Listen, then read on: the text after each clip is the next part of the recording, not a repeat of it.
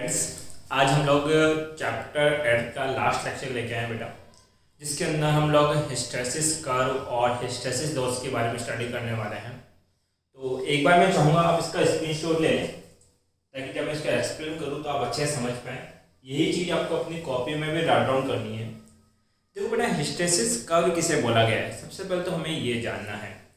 तो ध्यान दो, हमने क्या किया बेटा कि कर्व ड्रॉ किया।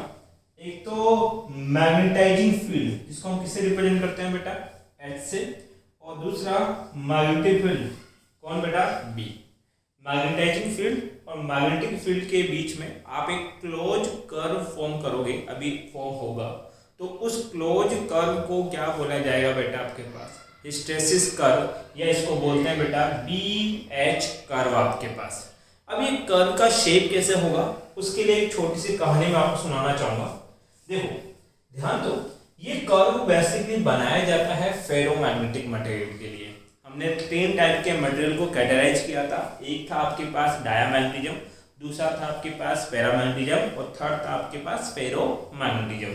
तो हमने क्या किया बेटा, एक फेरोमैग्नेटिक मटेरियल का सिलेंड्रिकल फॉर्म लिया। तो ये एक फेरोमैग्नेटिक मटेरियल है, ठीक है। अब आपको पता है कि जो फेरोमैग्नेटिक मटेरियल होगा, इनिशियल में इसके अंदर क्या होंगे बेटा, एटॉमिक मैग्नेट होंगे, क्योंकि फेरोमैग्नेटिक मटेरियल के अंदर आपके पास क्या होते हैं, छोटे छोटे एटॉमिक मैग्नेट होते हैं, जिनको मैं कुछ इस तरीके से रिप्रेजेंट कर रहा हूं आपके पास, ठीक है। वैसे तो इसमें एरिया वाइज होते हैं, लेकिन अंडरस्टूड करने के लिए मान लेते हैं इसके अंदर आपके पास ये 6 एटॉमिक मैग्नेट आपके पास है। एक छोटी सी कहानी मुझे यहाँ डेवलप करनी है, उसके साथ लिंक करने की कोशिश करोगे तो कहानी बहुत अच्छे से समझ में आएगी आपको पूरी। ये इसकी इनिशियल है आपके पास, ठीक है। इनिशियल में ये इस तरीके से था। जब ये सारे के सारे एटॉमिक मैग्नेट रैंडमली अलाइन है, अब क्वेश्चन ये आता है कि सही ये रैंडमली अलाइन क्यों है। एक्चुअली में क्या है कि ये जो फेरोमैग्नेटिक मटेरियल है, ये रूम टेम्परेचर पे रखा गया है आपके पास, और रूम टेम्परेचर पे रखे होने की वजह से इस फेरोमैग्नेटिक मटेरियल के पास कुछ थर्मल एनर्जी है, और उस थर्मल एनर्जी की वजह से ये आपके पास क्या है बेटा, रैंडमली अलाइन है आपके पास। ये इसकी इनिशियल है। अब उसके बाद क्या कर रहे हैं बेटा, हमने इसी पीस को यहाँ रखा है और इसके ऊपर एक सोलेनॉइड बाउंड कर दिया। ये सोलेनॉइड आपके पास है। सोलेनॉइड में जो करंट फ्लो हो रहा है वो कितनी बता रहा हूँ बेटा मैं, स्मॉल आई। आपने एक बात तो पढ़ी होगी कि जो H होता है, कौन बेटा, H इक्वल टू क्या होता है, Ni।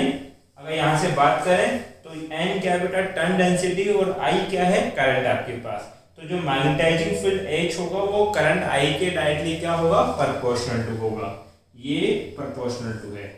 अब देखो यहाँ पे 2 टाइप के फील्ड बनने वाले हैं। एक तो मैग्नेटाइजिंग फील्ड, ये जब करंट इसके अंदर फ्लो होगा तो इस सोलेनॉइड की वजह से एक फील्ड प्रोड्यूस होगा, that is called magnetising field. फिर से बता रहा हूँ, ये सोलेनॉइड में जो I करंट फ्लो होगा, ये जितना फील्ड डेवलप करेगा उसको क्या बोलूंगा, मैग्नेटाइजिंग फील्ड। अब ये फील्ड जो है वो इस डोमेन के ऊपर, या बोलेंगे जो एटॉमिक मैग्नेट है इनके ऊपर एक फोर्स लगाएगी, और फोर्स लगा के इनको एक डायरेक्शन में ऐसे अलाइन कर देगी। जब ये सारे के सारे एटॉमिक मैग्नेट एक डायरेक्शन में अलाइन हो जाएंगे तो ये जो फेरोमैग्नेटिक मटेरियल है ये अपने का खुद का एक मैग्नेटिक फील्ड प्रोड्यूस करेगा, जिसको बोलेंगे कितना बेटा, B। तो कितने टाइप के फील्ड हो गए, 2। एक तो करंट की वजह से आएगा, और दूसरा ये जो मैग्नेटाइजिंग फील्ड यहाँ बनेगा वो इनको डोमेन को एक डायरेक्शन में लेके आएगा, जिसकी वजह से मैग्नेटिक फील्ड कितना बनेगा, B। तो इस मैग्नेटिक फील्ड B और मैग्नेटाइजिंग फील्ड H के बीच का कर्व मुझे क्या करना है बेटा, आपके पास रिप्रेजेंट करना है। इसके लिए मैं एक छोटी सी कहानी सुनाना चाहता हूँ। देखो, मेरी कहानी को लिंक करना दोनों केस के साथ। मान लेते हैं बेटा ये आपका स्कूल है, और स्कूल का ये कोई क्लासरूम आपके पास है, ठीक है। ये क्लासरूम का मैंने बना दिया गेट आपके पास। ये बेंच है 3, और इस क्लासरूम में 2 बच्चे यहाँ बैठेंगे, 2 यहाँ बैठेंगे, और 2 यहाँ बैठेंगे। 6 बच्चे हैं। मैंने भी यहाँ 6 एटॉमिक या मैग्नेट कंसीडर किए आपके पास। एक्चुअली में होता क्या है, ये सबको पता है। मॉर्निंग में स्कूल में जाते हो, प्रे होती है, प्रे होने के बाद ग्राउंड से बच्चे क्लासरूम के अंदर आते हैं। तो जब बच्चे क्लासरूम में आते हैं तो बच्चे पहले पहुंच जाते हैं, टीचर बाद में अपना रजिस्टर, अपना मार्कर, अपना बोर्ड के बाद जो भी सामान उनको चाहिए पढ़ाने के लिए वो लेके थोड़ी देर बाद में आते हैं। ठीक है, तो यहाँ पर बच्चे ऐसा मान के चलो कि प्रे से कहाँ आ गए, ग्राउंड में। अब आपको पता है कि बच्चे होते हैं शैतान। ठीक है, अब ऐसा तो नहीं है कि वो इतने सिंसियर हो कि सीधा ग्राउंड से क्लासरूम में आए और शांति से आके बैठ जाए और पढ़ना स्टार्ट कर दे अपना। ऐसा तो कोई क्लासरूम मुझे आज तक तो दिखा नहीं। होगा क्या कंडीशन ये होगी कि ये बच्चे क्लासरूम में आएंगे और जिसको जो ग्रुप पसंद है, मान लेते हैं ये 2 बच्चे हैं, ये 2 लड़कियां यहाँ ग्रुप पे खड़ी हो जाएगी गेट के ऊपर और आपस में बातें करने लगेगी।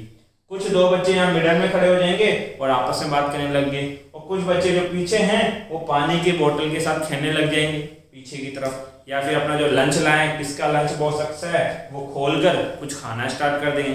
क्योंकि यहाँ पे टीचर प्रेजेंट नहीं है तो क्लास में क्या है बेटा, डिस्टरबेंस है। ये सारे के सारे बच्चे डी अलाइन है। क्या है, डी अलाइन, अपने पोजीशन पे नहीं है। सेम काम इसमें है, ये फेरोमैग्नेटिक मटेरियल है, यहाँ पे इनके पास थर्मल एनर्जी है जिसकी वजह से ये क्या है बेटा, डी अलाइन है। ठीक है, अब होगा क्या, ये क्लासरूम के सामने वाली गली जा रही है, यहाँ से टीचर आता हुआ दिखेगा इनको, ये टीचर दिख जाएगा क्या आप लोगों को? ठीक है, सब कुछ दिख रहा है नीचे का, कोई दिक्कत नहीं। यहाँ से मान लीजिए मैं आ रहा हूँ, फिजिक्स वाले सर आ रहे हैं, इन 2 लड़कियों को सर दिखे, ये 2 लड़के अंदर बोलेगी सर आ गए भैया। ठीक है, सर आ गए तो ये इनको सर देख चुके हैं तो ये आके अपनी सीट पे बैठ जाएगी। तो ये 2 बच्चे तो क्या हो गए, डी अलाइन। ठीक है, यहाँ क्या होगा, जैसे ही आप करंट फ्लो करोगे, क्या फ्लो करोगे बेटा, करंट फ्लो करोगे तो होगा क्या, आपके पास H प्रोड्यूस होगा। परंतु मैं कह रहा हूं कि ये करंट इतना कम है कि इनमें से एक को भी अलाइन नहीं कर पाए। या फिर यहाँ पे एग्जांपल चेंज करता हूं कि टीचर को आते हुए देखा कि टीचर किसी दूसरे टीचर के साथ बात कर रहा है, तुमको पता है कि टीचर को आने में टाइम लगेगा, तो ये भी अभी मजे से यहाँ पे गेट पे खड़े होके दोनों लड़कियां क्या कर रही है बेटा, बात कर रही है। एक्चुअली में क्या है कि इनको टीचर का प्रेशर अभी फील नहीं हुआ क्योंकि टीचर इनसे क्या है, दूर है, या आपसे बोले टीचर का इंपैक्ट इतना नहीं पड़ा अभी। सेम काम यहाँ होगा, आपने एक स्मॉल करंट, कुछ करंट फ्लो करे, जैसे ही कुछ करंट फ्लो कराओगे तो जो मैग्नेटाइजिंग फील्ड है वो तो डेवलप हो जाएगा। मतलब कि ये लो, ये एक मैग्नेटाइजिंग फील्ड मैंने डेवलप कर दिया, लेकिन ये फील्ड इतना वीक है कि इनमें से किसी भी एटॉमिक मैग्नेट को एक डायरेक्शन में नहीं ला पाया।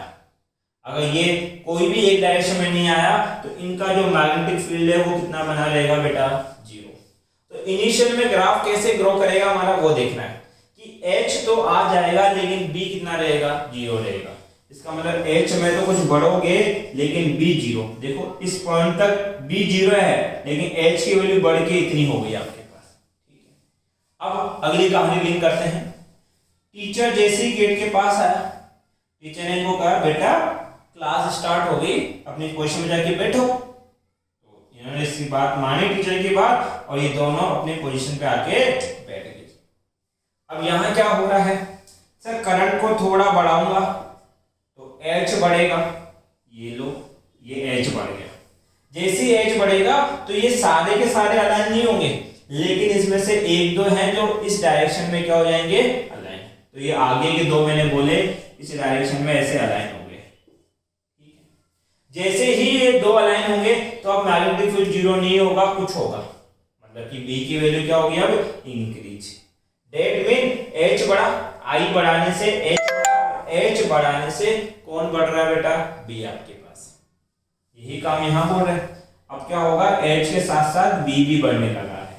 ठीक, अब टीचर क्लासरूम में आया, क्लासरूम में टीचर की शक्ल देख के ये जो बीच के 2 सिंसियर बच्चे थे ये अपनी जगह बैठ गए, लेकिन पीछे वाले जो 2 थे, उसके जो पीछे पानी की बोतल से खेल रहे थे या किसी ने ब्रेकफास्ट ओपन करके खाना स्टार्ट कर दिया था, उन्होंने कहा कि टीचर आया ही है, टिफिन में थोड़ा बहुत कुछ बचा हुआ है, ऐसा करते हैं इसको खत्म कर लेते हैं। ठीक है, तो वो टीचर के आने को नेग्लेक्ट कर रहे हैं और फिर भी क्या कर रहे हैं बेटा, पीछे डी अलाइनेशन, बदमाशी कर रहे हैं। यहाँ पे भी यही होगा क्या कि अब हुआ क्या था, टीचर के आने से आगे के 2 तो पहले बैठ गए थे, टीचर की शक्ल देख के बीच के 2 और बैठ गए। इसका मतलब अलाइनेशन क्या हो गया, ज्यादा। यहाँ पे क्या होगा, करंट बड़ा हो गया, करंट बड़ा हो गया तो मैग्नेटाइजिंग फील्ड H बढ़ेगा, H बढ़ा तो ये पीछे के जो बीच के दो थे ये भी एक डायरेक्शन में ऐसे अलाइन हो गए, ठीक है। अब 4 अलाइन हो गए, इसका मतलब मैग्नेटिक फील्ड B भी बढ़ गया। अब फिर से क्या बोल रहे हैं, H बढ़ा, H बढ़ने से B बढ़ा दिया, ठीक है। ये ग्राफ ऐसे चल रहा है। उसके बाद क्या हुआ, टीचर ने देखा कि मैं खड़ा हो गया, ये पीछे के दो बच्चे इतने बदमाश हैं कि अभी तक ये आपके पास मेरी शक्ल देख के अपनी सीट पे नहीं बैठे, खाना खाए जा रहे हैं। टीचर भी हाइपर होगा, बोले मेरी प्रेजेंस का कोई फर्क ही नहीं पड़ रहा इनके ऊपर, इसका मतलब इनको मेरा खौफ नहीं है। टीचर ने क्या किया, बेंच पे पड़ी थी स्टिक, उठाई, जैसे ही स्टिक लेके पीछे आने लगे, ये जो पीछे वाला बच्चा था इसने आगे वाली टेबल के ऊपर टिफिन रख दिया, क्योंकि वो आगे वाले बच्चे का टिफिन खा रहा था, ठीक है। टीचर ने इसको ये करते हुए देख लिया, उसने क्या किया, इन चारों बच्चों को खड़ा किया और चारों बच्चों की कर दी पिटाई। गलती कौन कर रहे थे, पीछे के दो, पिट कितने गए, 4 बच्चे, आगे के 2 और पिट गए, ठीक है। अब यहाँ पे क्या हो रहा है, सुनना, यहाँ पे क्या हो रहा है कि करंट हम और बढ़ा रहे हैं, करंट बढ़ाने से H इतना बढ़ गया कि सारे के सारे अलाइन हो गए, सारे के सारे क्या हो गए, अलाइन हो गए, ठीक है। अब क्या होगा, तो सारे अलाइन हो गए तो हमने बोला कि ये पीछे के जो 2 बच्चे थे ये भी एक रेखा में आ जाएंगे, एक डायरेक्शन में आ जाएंगे, मतलब सबके सब सीधे हो गए, तो मैग्नेटिक फील्ड क्या हो गया, मैक्सिमम। अब और ये मैग्नेटिक फील्ड नहीं बन सकता, ये मैग्नेटिक फील्ड इन 6 के सीधे होने की वजह से आएगा, और 6 के 6 सीधे कर चुके हैं, अलाइन कर चुके हैं, तो हमने बोला H को हमने बढ़ाया, B मैक्सिमम तक बढ़ा, ठीक है। अब टीचर ने 4 को पीटा, तो टीचर को लगा कि इन 2 को ही पनिशमेंट देना चाहिए, आगे वालों को भी, तो ये भी तो मेरी प्रेजेंस को नेगलेक्ट कर रहे थे। टीचर उठा और आगे वाले को एक डंडा चिपका दिया। एक चीज बताओ, टीचर अब इस क्लासरूम के सब बच्चों को और पीटे तो क्या अब ये और ज्यादा सीधे हो सकते हैं क्या, नहीं, ये तो अपनी पुरानी पिटाई की वजह से सीधे हो चुके हैं। अब टीचर चाहे कितना भी पीटे ये और सीधे नहीं हो सकते। सेम कहानी यहां पे, अब करंट कितना ही बढ़ा लो, H तो बढ़ जाएगा, H तो बढ़ जाएगा, परंतु अब यहां सीधे होने वाला कोई बचा ही नहीं, तो ये B कांस्टेंट होके रह जाएगा। यही शांत है, सेम केस यहाँ पे। अब टीचर कितना भी पीटे उसका खौफ तो बढ़ जाएगा, उसका प्रेशर तो बढ़ जाएगा, बट अब इनमें से कोई और बच्चा और सीधा अलाइन नहीं हो सकता, और आपके पास हम बोले हैं कि साइलेंट नहीं हो सकता, भाई जितने हो सकते थे उतने हो चुके हैं। तो होगा क्या, प्रेशर तो बढ़ाना है, H तो बढ़ाना है, परंतु B क्या रहेगा बेटा, कांस्टेंट। इसका मतलब H बढ़ता जाएगा और B क्या हो जाएगा, कांस्टेंट। देखो एक पॉइंट ऐसा आया जहां पे H कंटिन्यू इंक्रीज हो रहा है, इस पॉइंट पे देखो H की वैल्यू इंक्रीज हो रही है, B तो कब इंक्रीज होता है, जब हम ऊपर जाते हैं, तो हम ऊपर नहीं जा रहे, हम सीधे हैं। इसका मतलब इस पॉइंट पे H तो क्या हो रहा है, इंक्रीज, और B क्या हो गया है, constant. That point is called magnetic saturation. इस पॉइंट को क्या बोलते हैं बेटा, मैग्नेटिक सैचुरेशन। तो डेफिनेशन समझा देता हूं, क्योंकि यहाँ पे हमें डेफिनेशन ही फोकस करनी है। That value of magnetising field, H की एक ऐसी वैल्यू आएगी beyond which increase in H, जिसपे H को इंक्रीज करने के बाद भी does not increase the value of B, B की वैल्यू इंक्रीज नहीं होगी, इज कॉल्ड मैग्नेटिक सैचुरेशन। इसको क्या बोला जाएगा बेटा, मैग्नेटिक सैचुरेशन, ठीक है। अब इतनी कहानी हमें लिंक कर ली हमने, अब कहानी को रिवर्स करते हैं। रिवर्स क्या करते हैं, ठीक है, टीचर ने सबको पीट दिया, अब हुआ क्या, इससे माहौल थोड़ा सा साइलेंट हो गया, या ऐसे बोले बच्चे थोड़े नाराज हो गए कि टीचर ने आते ही हमें पीट दिया। थोड़ी देर बाद नीचे प्रिंसिपल से कॉल आता है कि सर नीचे आओ एक बार, ठीक है। टीचर अपना पढ़ा रहा था, लेक्चर खत्म होने वाला था, उसी टाइम पे प्रिंसिपल का फोन आ गया। नीचे गया तो इन्फॉर्मेशन आई कि जो नेक्स्ट लेक्चर बायो वाले सर का है वो आज एब्सेंट है। अब एब्सेंट है तो टीचर ने कहा, प्रिंसिपल सर ने कहा कि ऐसा करो, बच्चों को उनके लेक्चर में स्पोर्ट्स के लिए ले जाओ। इसका मतलब जिस टीचर ने अभी थोड़ी देर पहले उनको शैतानी करने के लिए पीटा था, अब उसी को आके यहाँ पे ये इंफॉर्मेशन देनी है कि नेक्स्ट लेक्चर ऑफ है, अगला आपका स्पोर्ट्स लेक्चर होगा। आपको सबको ही पता है, बच्चे हो आप लोग, तो आपको जैसे पता लगता है कि आज स्पोर्ट्स लेक्चर आया, सब हवा हो जाते हैं, बोले आज तो मजे करेंगे आराम से। ठीक है, यही काम यहाँ हो रहा है। अब देखो इस बात को यहाँ लिंक कैसे करना है। यहाँ एक्चुअली में क्या है कि इनको वापस डीअलाइन करना है। डीअलाइन के लिए क्या करते हैं, हम धीरे धीरे करंट को कम करते हैं। अभी तक करंट इंक्रीज कर रहे थे, अब डिक्रीज करेंगे।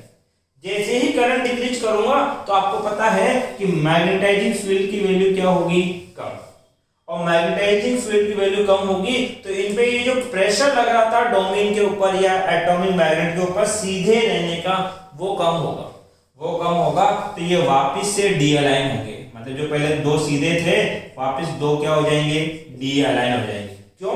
क्योंकि हमने करंट कम किया, करंट कम करने से H कम होगा, H कम करने से ये इनके ऊपर प्रेशर कम होगा, जिससे आपके पास ये दो फिर से क्या हो जाएंगे, डीअलाइन। और जैसे ही ये डीअलाइन होंगे इनका मैग्नेटिक फील्ड भी क्या हो जाएगा, कम।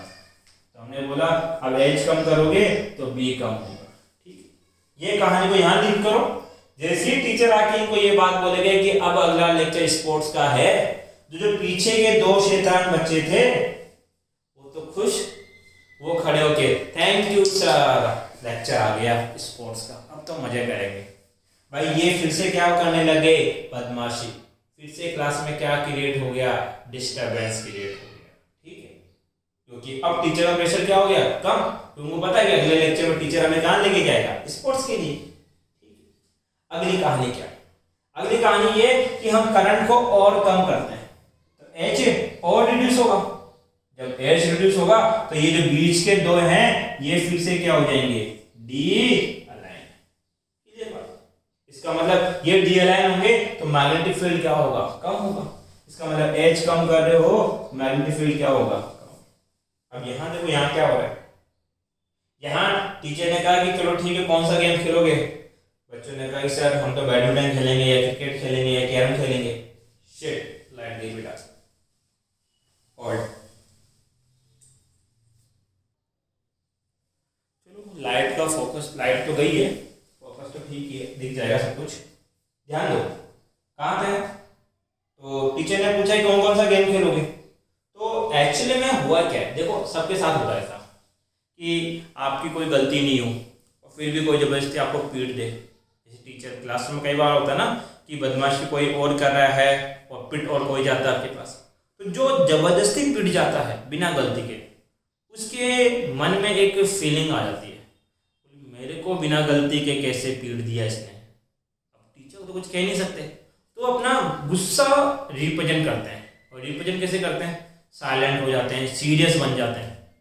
अब हुआ क्या था कि फिर से लाइट आ गई, फोकस चेंज हो जाता है लाइट आने के बाद। चलो नहीं हुआ चेंज, ठीक है, चेक करना पड़ता है, अदरवाइज पूरा वीडियो खराब हो जाएगा मेरा। हाँ, क्या कह रहा था बेटा मैं कि एक्चुअली में होता है क्या है कि जो बिना गलती के पिट जाता है वो अंदर से थोड़ा नाखुश हो जाता है। वो ये सोचता है मुझे पीट कैसे दिया, फिर वो सीरियस हो जाता है। वो अंदर ही अंदर ये दृढ़ निश्चय कर चुका होता है, डिसाइड कर चुका होता है कि अब से मैं क्लास में किसी से बात नहीं करूँगा, सीरियस रहूँगा, पढ़ाई पे ध्यान दूंगा, किसी से कोई मतलब नहीं। यहाँ पे कहानी क्या थी, पीछे वाला बच्चा आगे वाले बच्चे का टिफिन खा रहा था। जैसे टीचर पीटने आया था उसने टिफिन आगे वाले बेंच पे रख दिया था, तो ये जो बीच के दो बच्चे जो सीधे बैठे हुए थे ये भी इस ग्रुप में पीट दिए गए थे। अब ये बीच के दो बच्चे सीरियस हो गए। टीचर आया, उसने अनाउंस किया स्पोर्ट्स है, आगे के दो बच्चे डीअलाइन, वो खुश, वो डिस्टर्बेंस करे। पीछे के दो बच्चे वो तो पहले से खुश थे, वो डिस्टर्बेंस करे। लेकिन बीच वाले अभी भी दो सीरियस होके बैठे हैं। बोले नहीं, स्पोर्ट्स आए कुछ भी आए, मैं तो केवल साइलेंट बैठूंगा, मैं अपनी पोजीशन चेंज नहीं करूंगा। यही काम यहाँ होगा। क्या आप करंट को कम करते करते पूरी जीरो कर दोगे। करंट आपने हटा लिया, करंट जीरो करते एच भी कितना हो जाएगा, जीरो। बट आप देखोगे कि आगे के ये जो दो हैं ये अभी भी उसी डायरेक्शन में अलाइन है। अगर ये दो अपनी पोजीशन चेंज नहीं करते, वापस डी अलाइन नहीं हो रहे, इसका मतलब बी जीरो नहीं होगा। एच जीरो हो गया, क्यों? क्योंकि करंट आपने हटा दी, जीरो कर दी, लेकिन बी अभी भी जीरो नहीं हुआ क्योंकि ये आगे के दो अभी भी उसी डायरेक्शन के अंदर। तो हमने बोला कि हमने इसको डिक्रीज करते करते एच की वैल्यू को क्या कर दिया, जीरो, लेकिन बी की कुछ वैल्यू है, सम वैल्यू है बी की यहाँ पे। तो हमें एक ऐसा पॉइंट ऑब्टेन होता है जहां पे एच जीरो हो जाता है, बट कुछ मैग्नेटिक फील्ड अभी भी बना हुआ है, कुछ रह गया है। ऐसे पॉइंट को बोलते हैं बेटा हम लोग रिटेंटिविटी या रिमेंस मैग्नेटिज्म। देखो यहाँ क्या केस हो रहा है, टीचर आया, टीचर ने बोल दिया स्पोर्ट्स लेक्चर है, अगला चलना है, क्या क्या खेलोगे ये भी पूछ लिया। अब चार बच्चे बदमाशी कर रहे हैं, बीच के जो दो बच्चे हैं वो अभी भी क्या बैठे हैं बेटा, साइलेंट बैठे हैं, मतलब वो अभी भी आपके पास एक लाइन के अंदर अलाइन है, वो अपना जो साइलेंट है वो मेंटेन करके रखे हुए हैं। ये कहानी इसके अंदर भी हो रही है। तो हमने बोला कि H की एक ऐसी वैल्यू आएगी या H की वैल्यू कितनी हो जाएगी, जीरो, और मैग्नेटिक फील्ड कितना हो जाएगा, कुछ रह जाएगा, उस पॉइंट को बोलेंगे रिमेंस मैग्नेटिज्म या रिटेंटिविटी। तो रिटेंटिविटी डेफिनेशन क्या है, when we completely withdraw the magnetising field, मतलब कि हम जितना भी H पहले लगाए थे वो H पूरा वापस ले लेते हैं। इसका मतलब हमने इनिशियल में H कहां से स्टार्ट किया था, जीरो से, वापस भी कितने पे आ जाते हैं, जीरो के ऊपर आपके पास, ठीक है। There is the some magnetism be left in it, उसके बाद भी इस फेरोमैग्नेटिक मटेरियल में कुछ मैग्नेटिक फील्ड रह जाता है, लेफ्ट रह जाता है आपके पास। This remanent magnetism is called retentivity. इस बचे हुए मैग्नेटिक फील्ड को क्या बोलते हैं बेटा, रिटेंटिविटी, और इसको क्या बोला जाता है बेटा, रिमेंस मैग्नेटिज्म बोला जाता है। अब देखो, अब टीचर भी तो अंडरस्टूड है, वो भी तो आपकी ऐसे निकल के आया। टीचर को भी एहसास होता है कि यार ये जो बीच के दो बच्चे हैं इनको मैंने जबरदस्ती पीट दिया, गुस्से में आकर इन पीछे वाले दो निकम्मे बदमाश बच्चों के चक्कर में ये बीच के दो जो शरीफ बच्चे थे वो पिट गए। अब वो सोचता है कि यार चलो ठीक है, सॉरी तो बोल नहीं सकता टीचर कि सॉरी मैंने आपको गलती से पीट दिया, लेकिन हाँ थोड़ी सी उनके साथ फ्रैंक होने की कोशिश कर सकता है टीचर। तो टीचर आता है, वो बैठते बेटा क्या हुआ, वो कुछ नहीं बोलेंगे, बोले अभी तो पीट के गया था, पूछ रहा क्या हुआ है, तो वो कहते हैं कोई नहीं बेटा, हो जाता है कभी कभार, बड़े हैं, पीट दिया क्या हुआ, पूरी क्लास एंजॉय करने जा रही, तुम भी एंजॉय करो। जब टीचर थोड़ी सी हमदर्दी दिखाता है तो बच्चा सबसे पहले पिघलता है, ठीक है हो गई होगी टीचर से गलती, माफ किया। और ये दोनों बच्चे जो अभी तक सेल्फ एक लाइन में थे वो अब डिस्टरबेंस की लाइन में आ चुके हैं। ऐसा करने के लिए टीचर को अपने अपोजिट नेचर के, मतलब अपने नेचर के अपोजिट जाकर उनके साथ क्या होना पड़ा, फ्रैंक होना पड़ा है। यहाँ क्या काम होगा, अपोजिट कैसे जाओगे सर, ऐसा करेंगे करंट रिवर्स डायरेक्शन में इंक्रीज करेंगे। पहले करंट इधर से फ्लो करवा रहे थे, अब करंट इधर फ्लो करवाएंगे। जब करंट रिवर्स में करेंगे तो H रिवर्स में बढ़ेगा, देखो टीचर भी तो रिवर्स गया था, H को भी कहाँ लेके जाएंगे, रिवर्स। अब H क्या हो रहा है सर, दोबारा बनाओ इसको, चिप हो गई, ध्यान दो सर जी, ये है सोलेनोइड, इस बार करंट इधर से बढ़ा रहे हो आप, ठीक है। ये दो देखो D अभी भी एक डायरेक्शन में थे, लेकिन अब H अपोजिट लग रहा है, इधर लग रहा है। जब H अपोजिट लगेगा तो ये अपोजिट डायरेक्शन ऑफ H इनको क्या करेगी, डी अलाइन करेगी, भाई इनकी डायरेक्शन चेंज करेगी। ये इधर फिक्स होके बैठे थे और आप मैग्नेटाइजिंग फील्ड इधर लगाओगे तो ये अब मूवमेंट करेंगे, मतलब मोशन में आएंगे, और ये अब क्या हो जाएंगे, डी अलाइन। इसका मतलब आपने H की वैल्यू रिवर्स में इंक्रीज करी। H इधर जा रहा था तो क्या था, पॉजिटिव, रिवर्स जाएगा तो H क्या हो जाएगा, नेगेटिव। इसका मतलब H आपने नेगेटिव में क्या किया, इंक्रीज किया, और इतना इंक्रीज किया कि ये दोनों डी अलाइन हो गए। मैंने इतना फ्रैंक हुआ कि ये जो दो बच्चे सीरियस थे ये दोनों क्या हो गए बेटे आपके पास, मतलब कि डिस्टर्बेंस करने लग गए, ये भी जो इंजॉयमेंट है उसके अंदर आ गए आपके पास। तो यहाँ क्या होगा कि हमने इतना h नेगेटिव में लेके गए या h रिवर्स में इतना बढ़ाया कि दो पहले जो इस डायरेक्शन में अलाइन थे वो फिर से क्या हो गए बेटा, रैंडमली हो गए।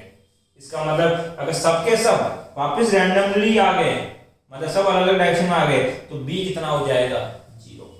इसका मतलब ये एक ऐसा पॉइंट होगा जहां h की वैल्यू कैसी होगी, नेगेटिव, लेकिन b कितना हो चुका होगा, 0।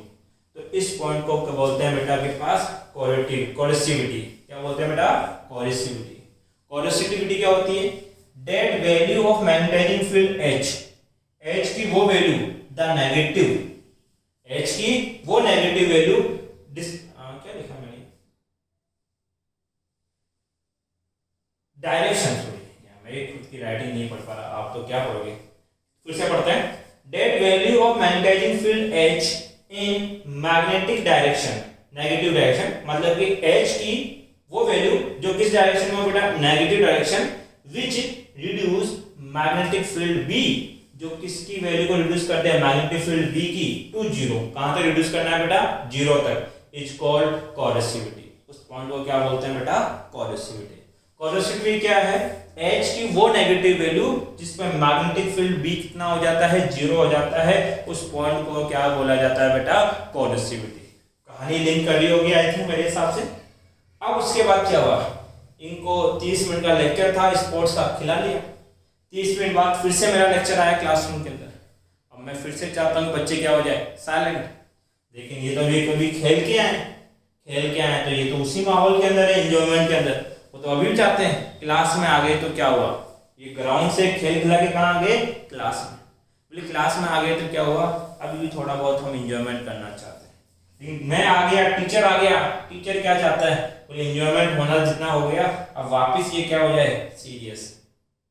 बच्चे हैं, ऐसे सीरियस नहीं होते, उनको थोड़ा डांटना पड़ेगा, 1 2 के 2 4 लगाना पड़ेगा, उसके बाद सीरियस होंगे।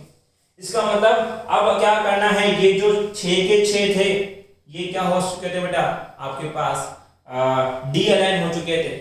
इनको अपोजिट डायरेक्शन में अलाइन करना है, तो अपोजिट डायरेक्शन में इस एच की वैल्यू बढ़ानी पड़ेगी। मतलब जैसे जैसे एच की वैल्यू आप अपोजिट डायरेक्शन में बढ़ाओगे तो ये अपोजिट डायरेक्शन में अलाइन होंगे, मतलब बी भी अपोजिट डायरेक्शन में क्या होगा, इंक्रीज। भाई इनके अलाइन होने से बी इंक्रीज होता है, बट अब कौन सी डायरेक्शन में होगा, अपोजिट। पहले इस क्वाड्रेंट में था, अब यही शेप इस क्वाड्रेंट में भी आएगी। इसका मतलब ये फिर से ऐसे अपोजिट डायरेक्शन में होंगे। कब तक होंगे, जब तक ये सारे के सारे एक डायरेक्शन में नहीं आ जाते। इसका मतलब हमें एच की वैल्यू नेगेटिवली तब तक बढ़ाएंगे जब तक ये बी मैक्सिमम नहीं हो जाता। बी हो गया, मान लो ये सारे एक डायरेक्शन में आ गए, अब भी अगर आप एच बढ़ाना चाहो तो क्या बी बढ़ेगा, क्या नहीं होगा, क्या अब आप एच तो बढ़ा पाओगे लेकिन बी क्या हो जाएगा, कांस्टेंट, जैसे यहां हुआ था। लेकिन अब अपोजिट डायरेक्शन में कांस्टेंट होगा, तो फिर से हमें एक पॉइंट मिलेगा जिसको क्या बोलेंगे, मैग्नेटिक सैचुरेशन। बट ये कौन सी डायरेक्शन में होगा बेटा, अपोजिट डायरेक्शन में। ग्राफ जो समझने का था वो केवल यहां से यहां तक था, उसके बाद तो वापस रिवर्स कहानी वही हुई। फिर वापस इस आई को रिवर्स में कम करोगे तो ये फिर से कम होगा और ये इस टाइप की कहानी चलेगी। देखो ये रिवर्स में क्या है, मैग्नेटिक सैचुरेशन। ये वाला पॉइंट जो है वो रिवर्स में क्या है, रिटेंटिविटी, और ये जो पॉइंट है वो रिवर्स में क्या है बेटा, कोरेसिविटी। वापस वो 3 पॉइंट आपको ऑब्टेन होंगे, ठीक है, और ग्राफ वही चलने वाला आपके पास। तो ये जो पत्ती,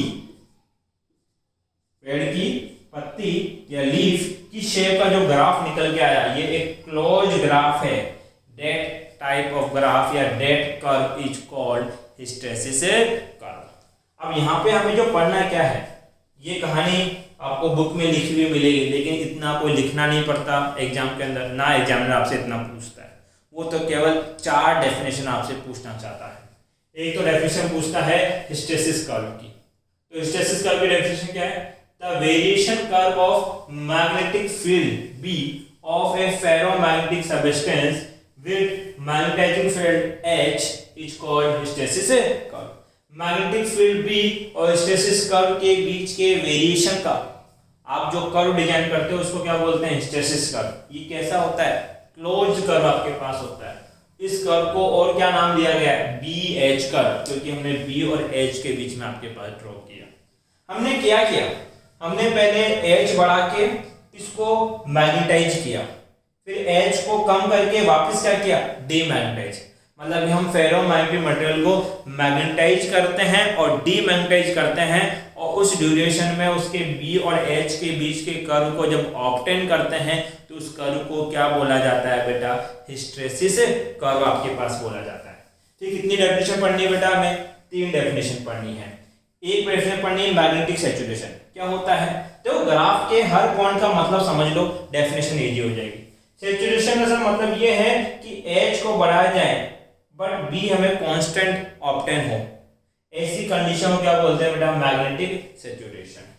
उसके बाद में रिटेंटिविटी क्या है कि H को डिक्रीज करते करते कितना कर दोगे, 0, बट कुछ मैग्नेटिक फील्ड अभी बच जाएगा, लेफ्ट होगा उसके अंदर, that point is called retentivity, या आपके पास क्या बोला गया बेटा, रिमेंस मैग्नेटिज्म। उसके बाद में कोरेसिविटी क्या होती है कि H की वैल्यू नेगेटिव कर दो तो एक H का ऐसा नेगेटिव वैल्यू आपको ऑब्टेन होगा जिसपे ये मैग्नेटिक फील्ड जो बचा हुआ जो फील्ड था वो 0 हो जाएगा, तो उसको क्या बोलेंगे बेटा, आपके पास कोरेसिविटी आपके पास बोला जाएगा। एक चीज बताओ, जितने करंट बढ़ाने से इसका मैग्नेटिक फील्ड बढ़ा था, क्या करंट हटाने से मैग्नेटिक फील्ड 0 हो गया था क्या, नहीं। मैग्नेटिक फील्ड को 0 करने के लिए आपको एक्स्ट्रा रिवर्स वर्क करना पड़ा था, या ऐसे बोले एक्स्ट्रा एनर्जी आपको देनी पड़ी थी। इस एक्स्ट्रा एनर्जी जो इस बचे हुए मैग्नेटिक फील्ड को, रिमेंस मैग्नेटिक फील्ड को 0 करने के लिए आपको एक्सटर्नली देनी पड़ती है, that extra energy is called hysteresis loss. उस एनर्जी को क्या नाम देते हैं बेटा, हिस्टैरिसीस लॉस। तो अभी थोड़ी देर बाद मैं इसकी डेफिनेशन यहाँ लिख दूंगा। हिस्टैरिसीस लॉस का मतलब क्या है कि जब आप फेरोमैग्नेटिक मटेरियल को मैग्नेटाइज करते हो और जब वापस उसको डीमैग्नेटाइज करते हो तो उसको पूर्ण रूप से या कंप्लीटली डीमैग्नेटाइज करने के लिए आपको एक्स्ट्रा एनर्जी वहां प्रोवाइड करनी पड़ती है, that extra energy is called hysteresis loss आपके पास है। तो ये एक्स्ट्रा एनर्जी हमें देनी क्यों पड़ी, क्योंकि जितने एनर्जी से हमने इसको मैग्नेटाइज किया था उतनी एनर्जी हटा लेने पे ये वापस पूरा डीमैग्नेटाइज नहीं होता, कुछ मैग्नेटिज्म इसमें रह जाता है। तो ये जो आपके पास रिटेंटिविटी है या रिमेंस मैग्नेटिज्म है, इसको रिमूव करने के लिए आपको एक्स्ट्रा एनर्जी देनी पड़ती है, that energy is called hysteresis loss आपके पास। तो एक बार बेटा इसका स्क्रीनशॉट ले लें आप।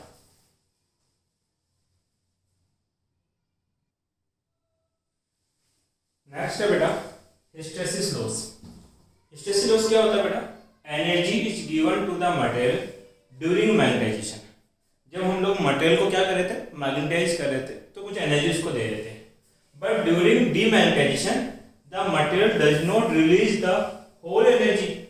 जब उसको वापस डीमैग्नेटाइज करते हैं तो पूरी एनर्जी को रिलीज नहीं करता, कुछ एनर्जी सेव कर लेता है, जिसकी वजह से कुछ मैग्नेटिज्म उसमें बना रहता है पास।